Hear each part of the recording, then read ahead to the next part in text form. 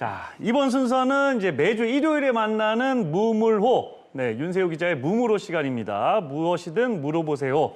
자, 이제 전반기가 이제 2주 조금 넘게 남았는데 사실 야구 해설위원들은 어떤 예상을 하는 시즌을 예상을 하는 기간이 한 2번 정도가 있습니다. 이제 시즌 전에 한 번, 그리고 이제 시즌 전반기가 끝나고 후반기가 시작되기 전 이렇게 2번이 있는데 사실 이제 시즌 전에는 KBSN 해설위원 5명 있잖아요. 네. 5명 중에 5강 안에 키움 히어로즈를 넣은 해설위원이 단 한 명도 없습니다. MC택도 안 넣었어요? 저 정말 약간 잘 본다고 생각을 하는데 솔직히 좀 키움은 넣기가 좀 쉽지는 않았었어요. 그랬었죠. 그만큼 이제 키움의 어떤 전체적인 전력으로 조금 떨어진다 이런 생각을 했었는데 네. 자, 키움이 지금 그런 키움이 현재 지금 계속 오랜 시간 2위를 지키고 있어요.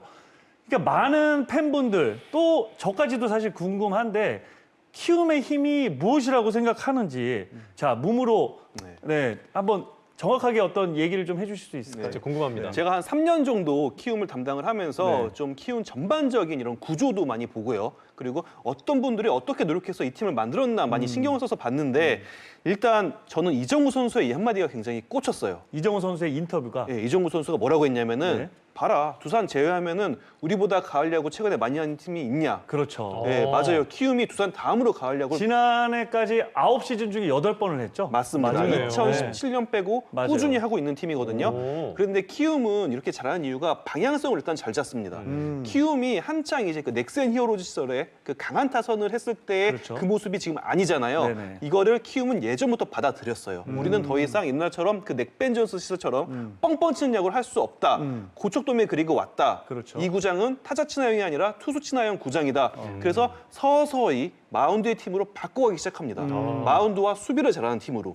그러면서 그 결과가 지금 올해 나오고 있는데요. 일단 올해 이제 평균 자책점이 1위예요. 네. 최소 1위 3.23, 3.32로 1위, 선발 2위, 불펜 2위. 견고한 마운드를 갖추면서 좀 승리 공식을 예전이랑 다른 승리 공식을 만들어내고 있고 그러면서 여기에 더해서 시즌 드래프트, 육성 그리고 키움만의 시스템이 잘 아우러져 있습니다.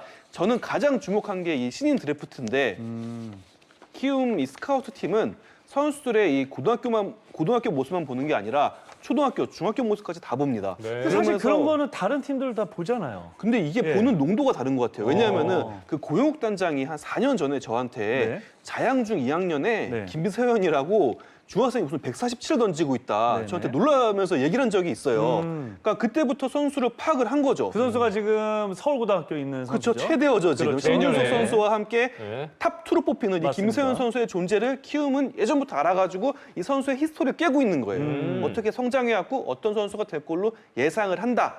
그러면서 그 키움이 찍은 선수들이 있어요. 비록 모든 찍은 선수들을 다 데려올 수는 없습니다. 드래프트에서. 그렇죠. 하지만 보고 있는 거죠. 그러면서 트레이드라든지 다른 기회가 됐을 때 이 선수를 데려오는 겁니다. 2017년도에 그 마무리 투수였던 김세현 선수 내주고 이승호 선수 데려왔는데 맞아요. 그때도 키움은 우리 순번 됐으면 데려왔으면 좋겠지만 순번이 안 되더라도 언젠간 데려올 선수다라고 생각을 했고 실제로 데려왔고요. 그러면서 이 선수 뭐 선발 지금 뭐 마무리 필승조로 하면서 좋은 활약을 해주고 있고요.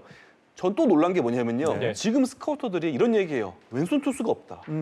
지금 올해 드래프트에 왼손 투수가 윤영철 외엔 정말 없다. 네네. 그런 얘기 하거든요. 근데 키움은 한 4, 5년 전부터 앞으로 왼손 투수 안 나온다. 우리 빨리빨리 수습해야 이러면서 정말 좀 병적으로 드래프트도 그렇고 트레이드도 그렇고 방출자도 그렇고 왼손 투수만 계속 모은 적이 있어요. 키움이. 그 효과가 앞으로 나올 겁니다. 보면 지금도 나고 있지만 뭐 네네. 김재웅 선수 같은 선수 왜 이렇게 빨리 뽑았냐. 위험하다 이거. 맞아요. 근데 지금 필승조 하고 있잖아요. 네. 그러면서 드래프트 효과 나오고 있고요. 육성도 굉장히 과감합니다. 사실 타 구단이 키움 보면서 뭐 준비도 안 된 선수들 왜 이렇게 빨리 올리냐. 그렇죠. 그리고 특히 상위 지명자들 그냥 먼저 뽑았다고 해서 그냥 올리는 거 아니냐 이런 좀 비난의 시선도 있었거든요. 이제 다른 구단 다 키움처럼 빨리빨리 올려서 씁니다. 트렌드 됐어요. 네, 트렌드가 돼버렸어요. 맞아요. 그 효과가 뭐 한현희, 조상우, 최원태, 이정우, 안우진 이 선수들 지금 이미 핵심 전력으로 잘 잡았잖아요. 네. 그러면서 아마추어 선수들도 특히 부모님들이 키움 가는 걸 굉장히 좋아하십니다. 그럴 수밖에 없네요. 그러니까 네. 기회가 그만큼 좀 빨리 오죠. 그쵸? 다른 구단보다. 네, 잘하면 빨리 오고 연봉 빨리빨리 올려주고 그렇죠. FA 연차 빨리빨리 채우고 더 잘하면 메이저리그 얼마든지 보내주고 그렇죠. 네, 그러면서 아마추어 선수들 사이에서 선호하는 구단이 키움이 됐고요. 또 이건 운영은 사실 이게 굉장히 또 스마트한 감독님들이 잘 거쳐간 것 같아요, 이 팀에. 그러면서 그 염경엽 감독 이제 해설위원이신데 염경엽 감독 시절에 이 메이저 투어라고 해가지고 2군 선수들을 한 일주일, 2주 동안 그냥 1군에 올려놓습니다. 같이 맞아요. 훈련하게 하고 그러면서 동기부여 시키는 거예요. 선배들 모습 보면서. 그런 다음에 이 선수 곧 1군에 투입을 하고요. 그리고 장정석 지금 기아 단장인데 감독 시절에는 선발 투수들을 한 번씩 엔트에서 빼요. 잘하고 있는데. 그러면서 열흘 휴식을 주는 거예요. 한번 이제 여유 갖고 조정 기간 스스로 좀 무리하지 않게 그런 기간을 주는 거고요. 올해 가장 저는 놀란 게 중간 투수의 1이닝 책임제입니다. 맞아요. 예, 이 선수들 안 바꿔요. 맞아도 그냥 1이닝 동안 계속 1이닝 다 소화하게 놔둬요. 사실 이게 시즌 초반에 좀 안 좋은 모습도 있었어요. 김재용 선수가 막 맞고 역전 당하는데도 썼거든요. 그러면서 역전패도 당했는데 홍은기 감독이 그때 시즌 초반 아마 첫 번째 주였는데 기자들이 막 물어봤죠. 이거 맞는 시스템이었는데 이게 우리 시스템이다. 바꿀 생각 없다. 우린 이대로 갈 거다. 단호하게 얘기했거든요. 근데 이게 지금의 키움 단단한 필승조를 만들었습니다. 네. 김태훈 선수, 이승호 선수, 문성현 선수, 뭐 김재용 선수 이 선수들 안 바꾸거든요. 그러면서 지금 뭐 마무리는 계속 바뀌고 있어요. 뭐 부상도 있었고 좀 난조도 있었고 그러면서 9회를 책임지는 투수는 계속 바뀌고 있는데 이 선수들이 7, 8, 9를 나오면서 익숙해진 거예요. 마무리 투수처럼 해왔으니까 7회 나가도 1이닝 책임졌고 네. 8회 나가도 1이닝 책임졌고 그래서 이 보직 변동이 있었음에도 불구하고 별다른 그런 약점이 나오지 않고 있습니다. 어떻게 보면 집단 마무리 같은 그런 그렇죠. 형식으로 가고 있는데 키움의 불펜은 지금 굉장히 단단하거든요. 네. 어찌 보면은 이거 좀 예상한 게 아닌가. 우리가 마무리는 바뀔 수 있지만 그래도 이 필승조 안에서는 잘 구축을 해놔야 된다. 그래서 이런 시스템을 잘 만들어가지고 이게 지금 잘 통하고 있습니다. 네. 아니 근데 이렇게 신인들을 잘 뽑고 거기다 또 잘 키우고 있는 키움 히어로즈인데 한계점은 분명히 좀 있을 것 같거든요. 어떤 점이 좀 저는 이 있을까요? 팀을 보면서 두세 번은 우승을 했어야 되는데 맞아요. 분명. 그러니까 그게 궁금한 거죠. 아. 결국에는 8번을 가을 야구를 올라갔는데 결국에 단 한 번도 우승은 하지 못하고 있단 말이에요. 네. 그러니까 이게 어떻게 보면 좀 한계라고 보여요. 매년 겨울만 되면은 키움은 이별을 하거든요. 네네. 네, 그렇죠. 이제 박병호 선수랑도 지난 겨울에 이별을 했고, 그러니까 늘 이별을 하는데 어떻게 보면 자생을 해야 돼요, 이 팀은. 우리가 스스로 살아남아야 되는 그렇죠. 그런 구단이기 때문에 아무래도 그 FA 시장에서의 이런 모습은 좀 미진할 수밖에 없습니다. 네. 뭐 예를 들면 한 명만 더 채우면 FA 데려오면 우승할 수 있는 뭔가 전력인데 S급 선수들. 그렇죠. 네. 그 S급이 안 되는 거예요. 아. 그 S급 수요를 못 하고 있는 거죠. 그리고 또 많이 아시겠지만 이 오너 리스크도 좀 무시할 아하. 수 없게 작용을 하고 있습니다. 그러면서 좀 구단 내부적으로 내홍에 시달리는 경우도 많고요.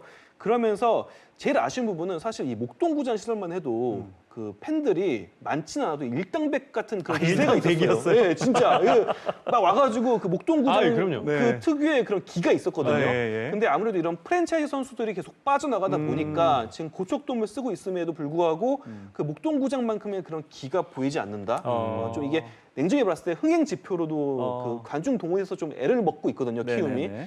이런 부분은 좀 아쉽습니다. 네, 그래서 아무래도 그 고척동 경기는 원정 팬들에 대한 그 의존도가 굉장히 높아요. 그래서 굉장히 매력적이고 구단 운영도 굉장히 선진화되어 있고 볼거리가 많은 구단인데 좀 이런 흥행으로 이어지지 않는 부분 그리고 우승까지 닿지 못하는 부분 이 부분은 좀 아쉬움으로 다가옵니다. 네. 그러니까 이제 뭐 저도 이제 야구인의 한 사람으로서 이제 개인적인 의견을 좀 말씀드리면은 어떤 팀 성적에 대한 어떤 운영들 이런 거는 확실히 키움 히어로즈는 충분히 본받아야 되고 또 어떤 벤치마킹을 해야 될 것 같고요. 그다음에 전체적으로 결국에 이제 프로야구 단이라는 곳이는 사실 성적 말고도 여러 가지들이 있잖아요. 이제 이런 부분들은 이제 뭐 각자 구단들끼리 좀 더 이제 고민을 해봐야 될 부분이 아닌가 뭐 이제 그런 생각을 한번 해보겠습니다. 네. 오늘 또 물어보세요 시간 여전히 좋은 말씀 감사합니다. 유익했어요. 네.